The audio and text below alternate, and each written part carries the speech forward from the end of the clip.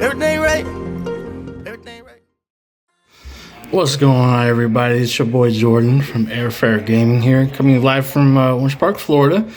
We're going to be doing a DESPIA branded deck profile today with my boy here, Will. What's up? He's been playing the deck since pretty much the very beginning, so he's been really on it since then and just paying attention to the whole OCG, and so we're going to get his insight on the deck, and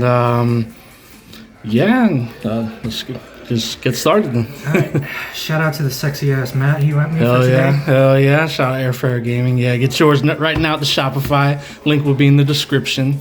But let's go ahead and get started. All right, starting off with the main deck, we play 3 Aluber. If you didn't pick these up for $30 when they came out, I apologize for you, but they will be reprinted in Ghosts from the Past too, so you can get theirs now. If you don't have them, you can play kits instead, but they are obviously not as good. I play 3 Tragedy.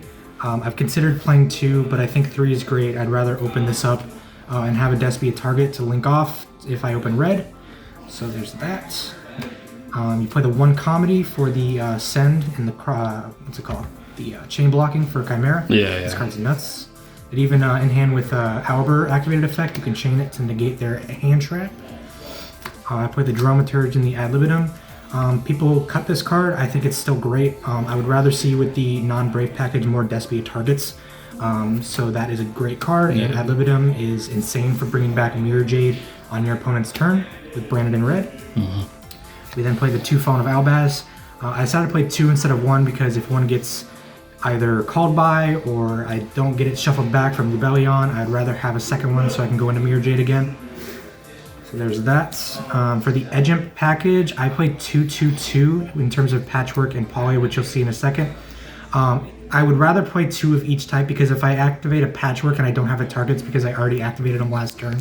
It's just a dead card in hand. So I think 2-2-2 is good for right now.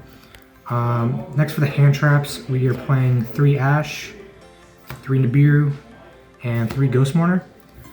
People have been hyping this card up a lot, and I actually really agree with it. I think it's a good in-hand negate that also gets burned for late game. It's basically a Veiler that can activate on either player's turn. Although it is only once per turn, but I don't think that's an issue because the chances of seeing 2 Veiler in hand to chain to a negate of Veiler is very rare. So that's it for the hand traps. So, quick question. So, I noticed you don't play Ghost Ogre. Why no Ghost Ogre? I would consider siding it. I think there's a lot of field spells and Brave package continuous spells that I would pop with it. So if I were to cut anything else, I would probably cut the Nibiru for the Ghost Ogre or maybe a Ghost Spell for the Mirror match. Right. Okay. For the fusions, we're doing, I don't know where my 3rd brand of fusion is. Here it is. The bread and butter of this deck was not as good until this deck came out. You can splash it in any fusion engine. This card is a better shit all fusion. This card is absolutely busted. Oh, yeah. Next, we play 3 branded opening. This card is amazing to have set at end phase or even open with. This card is not cost, so you can activate it and wait for response. You can discard and activate Tragedy's effect because it is not cost. It is an amazing searcher or special summon. Then I am playing 2 branded in red. 3 is a possibility. I prefer 2. I honestly might bump it up to 3 and take out the Gold Sark so that I can see it in hand if I do open up a starter and want to link off to make Mirror Jade right away.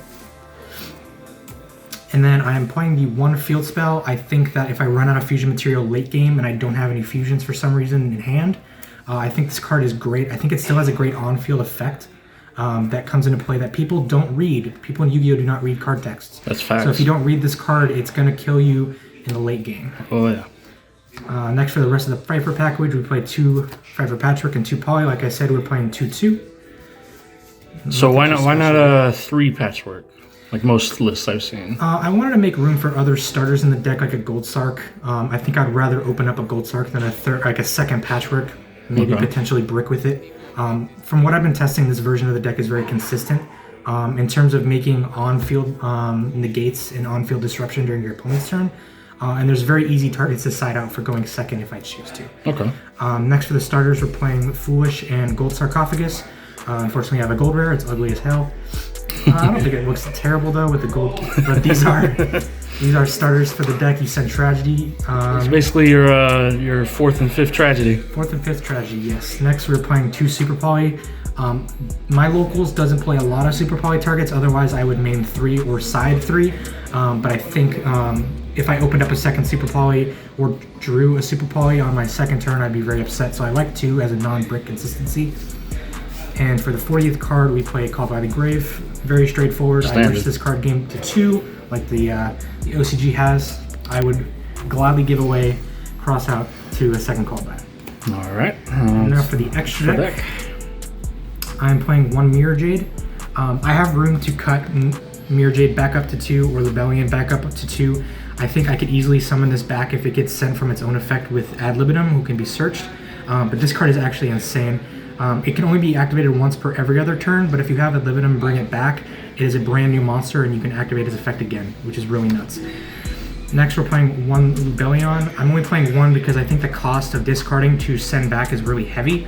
I think that if I wanted to make a Masquerade or any other fusion monster with this card, I would rather summon it with like a Link off and then use Branded in Red, because I'll already have this or another Link monster in graveyard late game. This card is also great for the deck.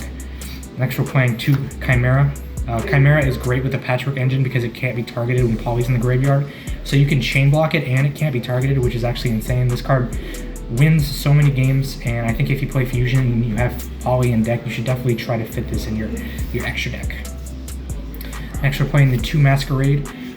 This card is still nuts. I could cut it to 1 if I wanted to, but I think 2 is just fine.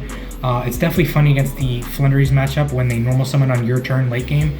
They just take all the effects and burns, and they're forced to resolve the effects, and they lose by time with their own burn effects. So that's really fun for this card. Next, we're playing the 1 Coratus. I think people are cutting this card, but I think it still has a lot of play. I think I could use Branded in Red set on my opponent's turn to have a quick battle protection to make all their monsters 0, especially if you're not playing against fusion monsters. And if it leaves the field, it has a great effect to special. So I think that's great. Next, we're playing the 1 Perskenion. If I were to cut any card for a second Mirror Jade, I would probably cut this. But this card is actually really good, especially against the DP matchup. You can yoink it from graveyard and just use it on your field the whole turn. And it's just a huge beat stick as well. Next, we're playing the 2 Albion. This is the main card you want to be sending with Mirror Jade because it sets a Branded in Red or a opening from deck at the end phase. Same with Titaniclad. This is another send target. And if you end up making this card, it's actually a really good disruptor for your opponent. So I think these cards are musts in the extra deck. Next, for the Super Poly targets, we're playing Dracostapelia and Muddragon. I almost never summon Muddragon, but just in case the matchup comes up, I'd like to have it in the extra deck. Dracostapelia is just actually an awesome Omni Negate, and I'm glad people are playing it more often because it has a lot of potential. Finally, for the starter Link monsters, we're playing 1 Striker Dragon and 1 Relinquished. I can also cut Striker Dragon for more extra deck material, but if I open a Branded in Red in Tragedy or Branded in Red in Albaz, I can immediately make Mirror Jade by linking these off. A lot of people don't realize that if you link off Tragedy, you don't get its effect, so that's why if I ever see someone doing that in locals, I'm going to yell at them because it is very embarrassing for a DESPIA player. Next, for the side deck, this is based on locals experience. If I wanted to make any changes, I'll probably let you know for like a bigger tournament. We're doing 3 Token Collectors because I still see a lot of Sword Soul and Brave matchups. That's about it for that. Artifact Lancia can hurt our deck, but if I actually don't have Branded in Red and I don't actually need a monster, this will hit PKs, this will hit pretty much everything. Pretty much everything. Droll as well hits Flynderies, hits a lot of stuff. If I were to cut something for a bigger tournament, I might cut these for the Zombie World and Banshee targets, because it's a searchable Zombie World and it just hits Flynderies like crazy. Next, for the back row hate and main field hate, we have 1 Harpies, 2 Twisters. If I were to cut anything for more back row, if there's more prominent Eldritch, I would probably cut Lancia for some Cosmics. And then finally, we have Evenly Matched. I love this card. Even when set with DP in the deck, it's still a great card to have to chain to it. All right. Well, thanks for the profile, Will. And be sure to check out our Facebook and our Instagram and also our Shopify. We'll be posting more content soon. So see y'all later.